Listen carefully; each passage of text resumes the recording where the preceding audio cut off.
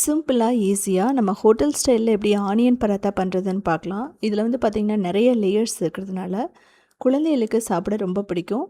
லஞ்சுக்கு கொடுத்து விடலாம், பிரேக்ஃபாஸ்ட்டு, டின்னர், ஸ்நாக்ஸாக கூட எடுத்துக்கலாம். ரொம்பவே நல்லாயிருக்கும். இதோட ரைத்தா எடுத்துக்கலாம். அப்படி இல்லைனா வெறுமனே பிக்கிள் இல்லை தயிரோடு எடுத்துக்கலாம். ஸோ எப்படி இருக்குது பாருங்கள். இதில் வந்து ஆயில், பட்டர், நெய் எல்லாமே குறைவாக தான் யூஸ் பண்ணியிருக்கோம். ஈவன் இதில் பட்டரே போடலை. இதுக்கு முதல்ல 2 கப் கோதுமை மாவு எடுத்துக்கலாம். கொஞ்சமாக உப்பு, ஆயில் ஊற்றிட்டு நல்லா மிக்ஸ் பண்ணுங்கள். ரவை வந்து ஒரு 2 டேபிள் ஸ்பூன் போட்டுக்கலாம்.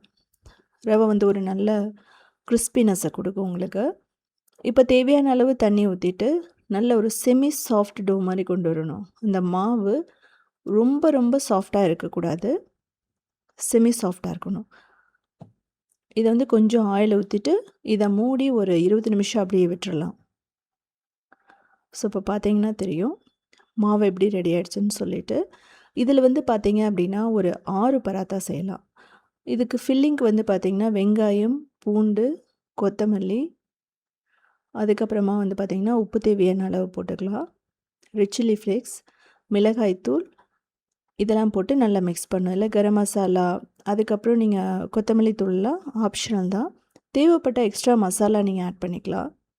சீஸ் ஆட் பண்ணலாம், பன்னீர் ஆட் பண்ணலாம், எல்லாமே நல்லாயிருக்கும். ஸோ இப்போ வந்து நம்ம 2ஆக டிவைட் பண்ணிக்கலாம். நாம் வந்து 2 தான் போட போகிறோம். ஸோ மாவு நல்லா தடவிட்டு முதல்ல வந்து ஒரு திக்கான சப்பாத்தி மாதிரி பண்ணணும். ஸோ இது வந்து பார்த்திங்க அப்படின்னா மைதாலையும் பண்ணலாம். ஒரு சில ஹோட்டலில் மைதாவில் பண்ணுறாங்க. ஸோ நான் ஹெல்த்தியாக இருக்கணுங்கிறதுக்காக கோதுமையில் பண்ணியிருக்கேன்.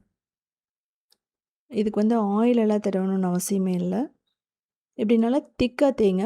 ரொம்ப முக்கியமானது பிகினர்ஸ்க்காக நான் சொல்கிறேன், தின்னாக தேய்க்கக்கூடாது. இப்போது அந்த ஆனியன் ஃபில்லிங், அந்த வெங்காய ஃபில்லிங்கை வச்சுட்டு நல்லா வந்து ப்ரெஷர் கொடுத்து அமர்த்தி விடணும். ஸோ இது மேலே மாவோ இல்லை ஒரு டேபிள் ஸ்பூன் ஆயிலோ கூட நீங்கள் ஊற்றலாம். பட் அதெல்லாம் ஆப்ஷனல் தான். இப்போது இதை வந்து நல்லா டைட்டாக ஃபோல்ட் பண்ணிடணும், நல்லா சுருட்டிடணும்.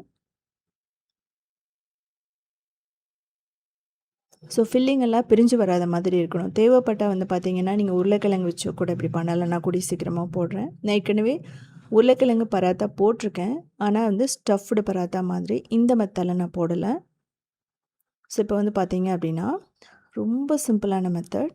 மிடில் கட் பண்ணிவிட்டு நம்ம அப்படியே வந்து சுருட்டணும்.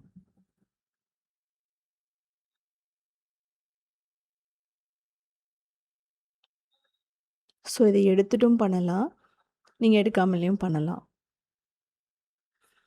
இது வந்து பார்த்திங்கன்னா தனித்தனி பராத்தா மாதிரியும் பண்ணலாம். நான் வந்து 2யுமே வந்து ஒரு பெரிய பராத்தாவை பண்ண போகிறேன். ஸோ எக்ஸ்ட்ரா நீங்கள் மாவு வேணால் தூவிக்கங்க. இதுக்கு லைட்டாக வந்து ஒட்டுற மாதிரி இருக்கும். அந்த லேயர்ஸ் வந்து மேலே வந்து பார்க்குற மாதிரி வச்சிங்கன்னா தான் பார்க்கவும் அழகாக இருக்கும். அந்த வெங்காயம் வெந்து கிறிஸ்பினஸோடு இருக்கும். ஒரு கேரமல் ஃப்ளேவரில் இருக்கும் அந்த வெங்காயம். ஸோ உங்களுக்கு பார்க்குறதுக்கு ஒரு ரோஸ் மாதிரியே இருக்குது பாருங்கள். ஸோ நல்லா வந்து தட்டி விட்டுக்கலாம். இதே வந்து பார்த்திங்கன்னா ஆயிலே ஃப்ரை பண்ணலாம். பரோட்டா மாதிரி இருக்கும், ரொம்ப சூப்பராக. ஸோ ஒட்டாமல் இருக்கிறதுக்காக நான் கொஞ்சம் கோதுமை மாவு வந்து மேலே தூவிட்டு இந்த லேயர்ஸ் வந்து பிரியாமல் தேய்க்கிறேன். இது ரொம்ப தின்னாக தேய்க்கக்கூடாது, ஓரளவுக்கு திக்காக தான் இருக்கணும். இல்லைனா லேயர்ஸ் வந்து ஒன்றோட ஒன்று அப்படியே மெர்ஜ் ஆகிடும். ஸோ இதை அப்படியே எடுத்து நம்ம ஒரு அயன் தோசை தவாவில் போடுறோம். ஒரு டீஸ்பூன் ஆயில் ஊற்றிடலாம். 2 பக்கம் குக் பண்ணணும். ஒரு 5 நிமிஷம் ஆகும் நல்லா கிறிஸ்பியாக வர்றதுக்கு. நெய் தேவைப்பட்டால் ஒரு 1/2 டேபிள் ஸ்பூன் நெய் போட்டுக்கலாம். ஸோ ரொம்ப சூப்பராக ரெடி ஆகிடுச்சு. ஆனியன் நல்லா கேரமலைஸ் ஆகி அந்த நெய்யோட ஃப்ளேவரோட, நெய் பிடிக்காதவங்க பட்டர் வந்து ஆட் பண்ணிக்கலாம். இதே வந்து கொத்தமல்லி, பூண்டு வச்சும் பண்ணலாம். பட்டர் கார்லிக் அந்த ஃப்ளேவர்லேயும் நீங்கள் பண்ணலாம். ஸோ இதே மாதிரி சிம்பிளான யூனிக்கான ரெசிபிஸ் வேணும் அப்படின்னா நீங்கள் உத்தமி கிச்சனை ஃபாலோ பண்ணலாம். க்ரியேட்டிவ் வேர்ல்டுன்னு இன்னொரு சேனலுமே இருக்குது. அது மட்டும் இல்லாமல் சவுத் இண்டியன் foods.inங்கிற வெப்சைட்டை 19 இயர்ஸாக ரன் பண்ணுறோம். அதுலேயுமே 8000 ரெசிபிஸ் இருக்குது. ஸோ இதை எப்படி சாப்பிட்ணுன்னா இந்த மாதிரி பண்ணுங்கள். பரோட்டா மாதிரி தயிர் பிக்கலோட நல்லாயிருக்கும்.